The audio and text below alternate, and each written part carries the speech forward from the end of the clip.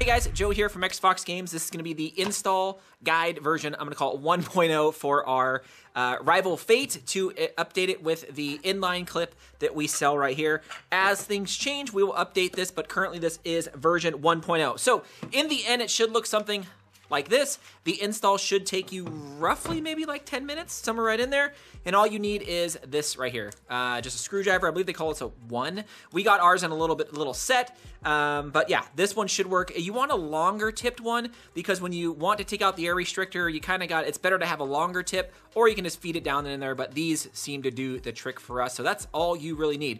The key thing here, guys, is when you do install this, you could always flip-flop back and forth between the original one to shoot rivals, or you can put this in there. So we're not cutting, gluing, drilling holes on anything. We're pretty much just swapping a piece and taking out the air restrictor. That's about it. So first things first is you have your Fate here. You want to go ahead and unscrew all the screws. There is quite a bit. All of them are pretty much the same except for these bottom 3 right here, which are shorter. And I mean, you can't miss it. So just keep an eye on everything when you're opening it up here. So I saved you the time to open mine up. So I'm just going to put this right over here with all the screws. And there is the inside. And this is pretty simple. You can just wiggle this off right here. So there is this with the spring that we don't need anymore. So you can go put this in a little bag or something like that. And again, just keep an eye on all these individual pieces. Some of this stuff I don't really care about. There's really only 1, 2, 3, 4, 5, about 5 pieces in here minus these. So first things first, we want to take out the air restrictor. And the air restrictor is this part right here. And if you take the plunger out, if you take the plunger out, I'm actually going to get rid of these because I don't really care about those sights. If you look down in there, there is going to be a screw all the way down in there. And you could fit it down there. And that's why I say you need a long one of these. So you just go down in there, unscrew it,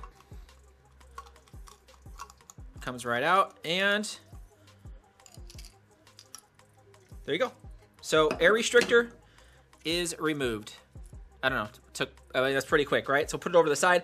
Again, you could put all that stuff in a little baggie if need be, and that is it. Now here's a little trick.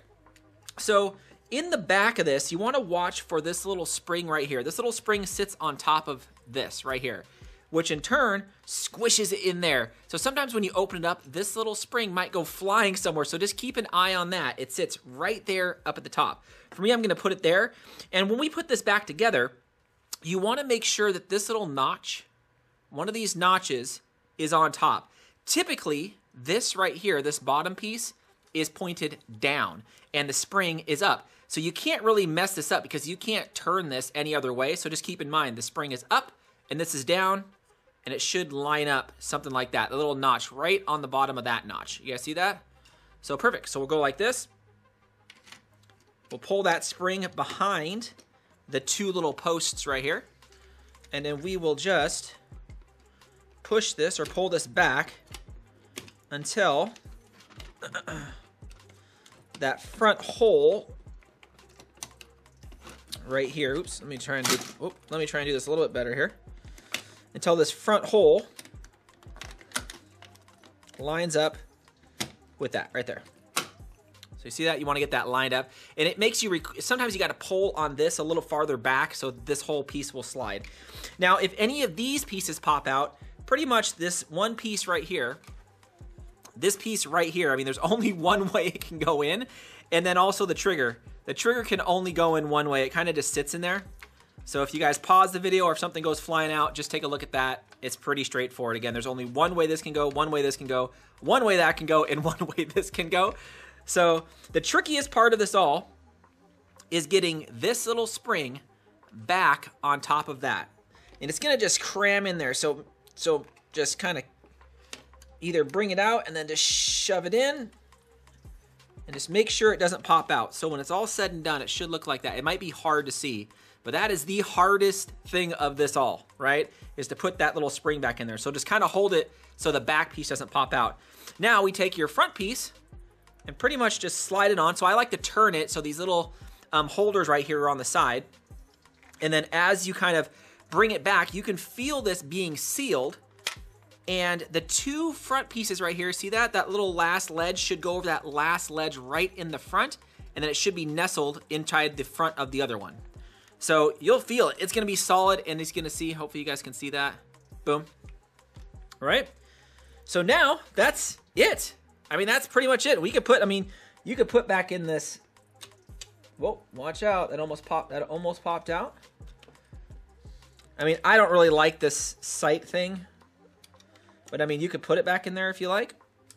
Now what you want to do is you want to put back on your body.